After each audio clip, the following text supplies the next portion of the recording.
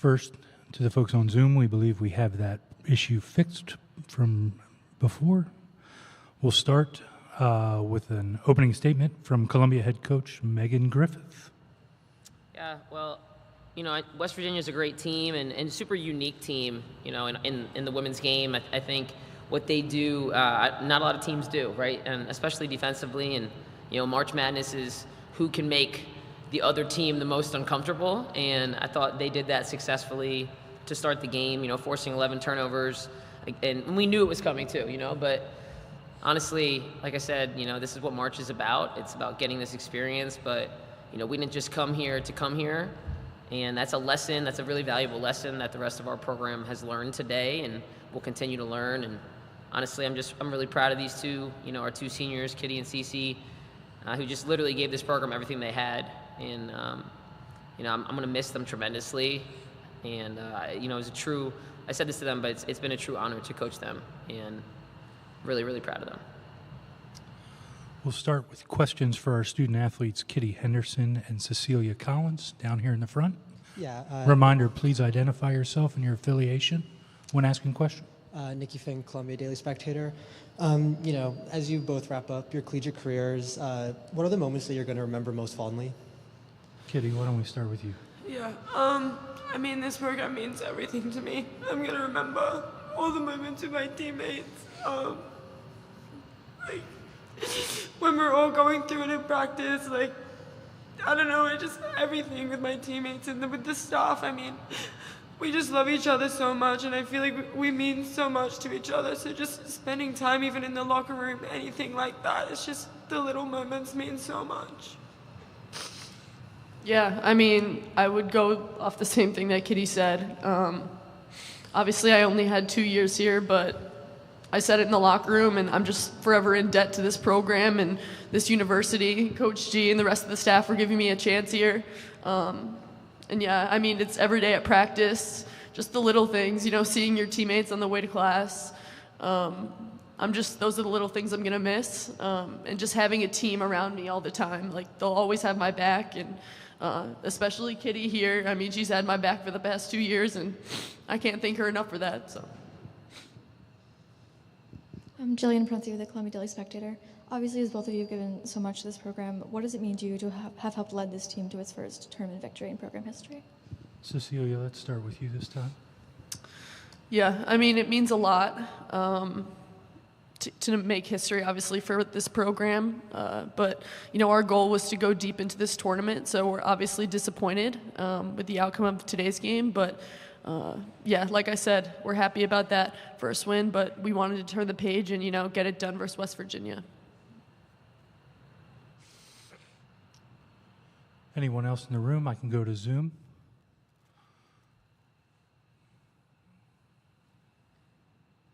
Yeah, you know, again, for either of you, this is obviously a team that has a lot of younger players, and, you know, when you look at their growth throughout the season and throughout this tournament, you know, the Ivy League tournament, you know, what have you sort of seen from them? Could you hear that? Just sort of like what growth have you sort of seen? Like, they have everything they need. I mean, the young players have so much grit, so much energy, and, like, I think they've had so many chances to learn from people this year, and I think they have everything they need. I mean, we have such a great coaching staff. I mean, this program has a championship culture for a reason, and it's not going to stop here. So the young players definitely have, like, the way ahead of them, and they're ready. Go ahead, Cecilia. Just going to add on to that and just say, like, the potential is all there for them. And, you know, there's going to be space to take, obviously, with us leaving. And they're completely capable of taking that space. And, you know, like Kit said, continuing to drive that, like, championship culture forward. We'll go to Zoom. We'll start with Steve Silverman. Steve, go ahead and identify yourself and fire away. Steve Silverman, Ivy Hoops Online. Can you guys hear me this time? Not well, Steve. What's that? Can you hear me? Nope. Still can't hear us? Hello? Hey, they made you smile. Wow. There you go. Can you hear me? Yes, sir. Okay. Well, first of all, congratulations to both players and coach on really stellar careers and also a historic, monumental season for Columbia. This question is really more for Kitty. You picked up your third foul early in the second quarter, and Coach trusted you to come back in the game after only a few minutes on the bench. You managed to stay in the rest of the game, scored in double digits, game high 9 rebounds. What was your mentality, once you came back in and you did a similar thing against Princeton? How are you able to discipline yourself, still play high impact basketball and keep yourself in the game when you've got foul trouble early like you did today?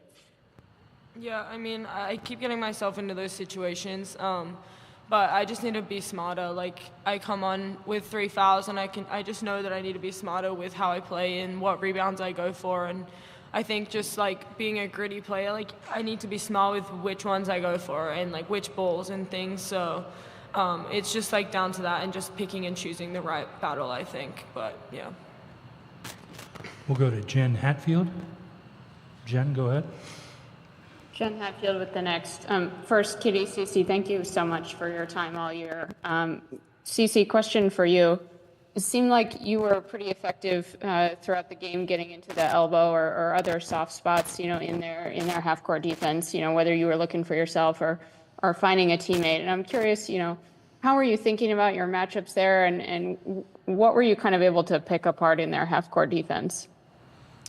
Yeah, I mean, we definitely talked about that before the game, that high post area was some place that we could expose them. I feel like I was just trying to find little gaps, and if I was open, just try and look to score or, hit cuts on the backside or even skips to the corners. But I think I definitely forced a few up there and needed to be a little bit more, control and sound in my decisions. But, yeah, that was definitely a point of emphasis going into the game. Madeline Kenny, New York Post. Go ahead. Hi, I have a question for Kitty. What does it mean for you that you are leaving a Columbia program that's in a way better place and just on an upward trajectory than the way that you found it when you first came to campus? Yeah, this program means everything to me. Sorry. Yeah, I mean, this place is so special. I mean, the coaching staff, they just they give you everything, and I mean, it's in such a good place. It's just gonna keep getting better, and it's gonna mean so much to me for the rest of my life. Yeah, I definitely, gave it my everything, and I'm gonna continue to do that whether I'm in the team or not. So, yeah. I think that's a good place to stop. Thank you, Kitty. Thank you, Cece.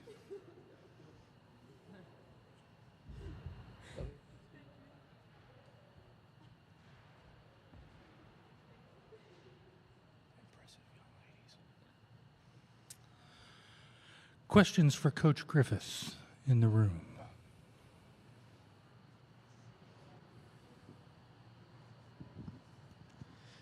Yeah, so Coach, you obviously still fresh, but, what has it meant to have Kitty and Cece on this team, particularly late in the season with the two tournament runs? A lot of things. Kitty, I just said to her in the locker room, to keep it lighter, I was just like, listen, we took an endurance athlete, essentially, and made her a basketball player, and at that, made her a hell of a basketball player, who was, fighting to be the best player in our league with all season, and, she's just a winner in so many ways, and she's also she's been so eager to learn how to be better in her life. And it's been such an honor to coach her. And then Cecilia is just, brings so much joy to every day. She's probably one of, if not the most enjoyable people to coach that I've had in my career. Because it's about loving the game. And it's so pure when you're around her.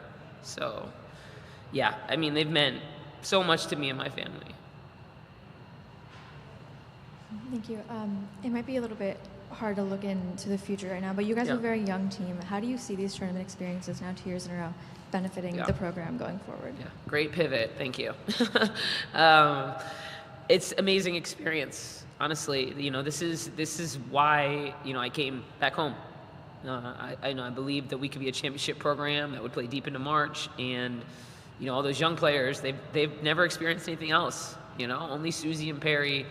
They went to the WNIT final, and then the very next year they go to the NCAA tournament. They win the first NCAA tournament game, and it's just like every year they see this program growing. And for all of our young players, they know one way now. And we fought like hell to get here, and I promise you that is not something we will let go easily. And every year it just continues to motivate you, knowing that you can do more. And that's what they were talking about in the locker room, which gives me a lot of hope as a coach too, to say, hey, like we're going to take that next step. We're going to win that first game. We're going to the round of 32. We're going to the Sweet 16. Yeah, so it's just invaluable to have these experiences. Anyone else in the room before I go to Zoom? Go ahead, down here. Sure. Sort of on the game itself, West Virginia ran a really effective press. Seemed like you had a little bit of trouble breaking it. What were you seeing that wasn't going right, and what adjustments maybe did you try to make to get around that? In 1.5 days, it's obviously you got to really focus on like, okay, these are the things we're gonna do, and I thought early on, just even the 2 quick turnovers we had, not in the press. Like one of them was like literally not in the press, right? It was just like that pressure, that constant pressure that you're gonna feel them the whole game. It's so hard to simulate that. You could talk a lot about it, you could watch a lot of film, you can walk through it, but we just didn't settle in quick enough. And honestly, like we talked about flashing and having all 5 players on the court be options. And once they started doing that, you saw Susie Raffi bringing the ball up, you saw Perry Page bringing the ball up. It wasn't just one person. Like that's not how you beat this team's press. It's by committee. And once we settled in, and even some of our young players got in there and started helping us out. But when you're playing at that speed all the time, you just got to find moments where you can like catch your breath essentially. And I think every time we did execute what we wanted to, we got a great look. And those are going to fall, those are not going to fall. But we got to be better in transitions too, getting back on defense, things like that. So, it's a great team. It's a really good team. It's a really unique team. It's a lot of fun to plan for. We're going to go to Zoom. Steve Silverman. Go ahead. Well, first, Coach, congrats again on an incredible season. Just following up on that last question a little bit on the press, there's this old expression in basketball that teams that press don't like to be pressed themselves. And both of you guys pressed. You pressed each other. They got 25 turnovers off of you. You got 21 off of them. So a total of 46 turnovers in this game. So do you think there's any truth to that adage? And if so, why? I mean, why is it that teams that press don't like to be pressed? I can tell you, I think it's because both of those teams want to be in control, right? So, and two, it's intense, being able to play in press and then get pressed. I mean, it's exhausting. You need some elite, really high-level competitors, mentally, physically, emotionally that can handle that. And also, you're practicing your press a lot.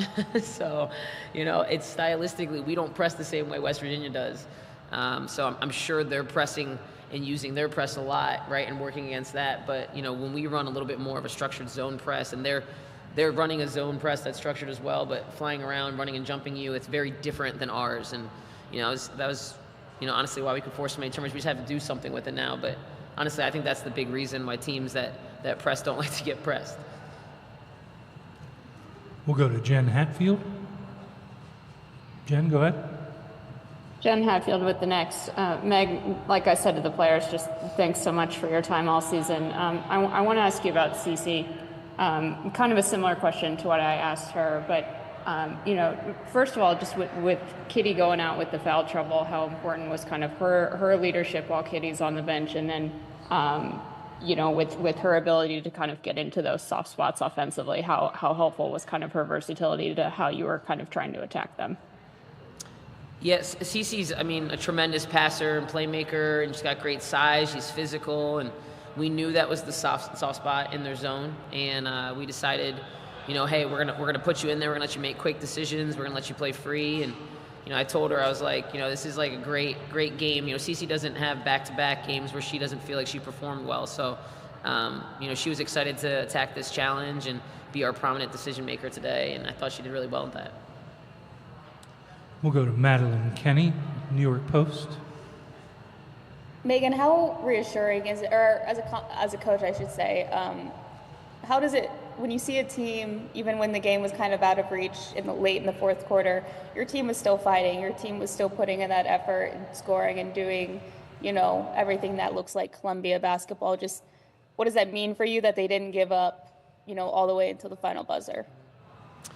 It's a true testament to trusting the process and just buying in, being bought in, believing in what you're doing. We talk a lot about you don't just play to the buzzer, you play through the buzzer, right? And then when they tell you got to stop, then you stop maybe, or maybe you hold on to the ball a little bit longer. So, it's just something we talk a lot about in practice. We preach every day. We play past the buzzer in drills, and they wanted to, to me, they just weren't outcome driven today. They could have given in, and honestly, in the first half, I felt a little sense of like, okay, we got to get going again. We got to recharge the batteries, and I thought they were great in the second half. But you just can't dig yourself that hole. But they have a no quit mentality. That's what I love about the way my staff coaches is. We're gonna be all over you, for the entire practice, and that's what we do when we play. They're 40 minutes or 40 plus minutes of whatever we can give, all out, no regrets. Anything else in the room? Thank you, Coach. Thank you.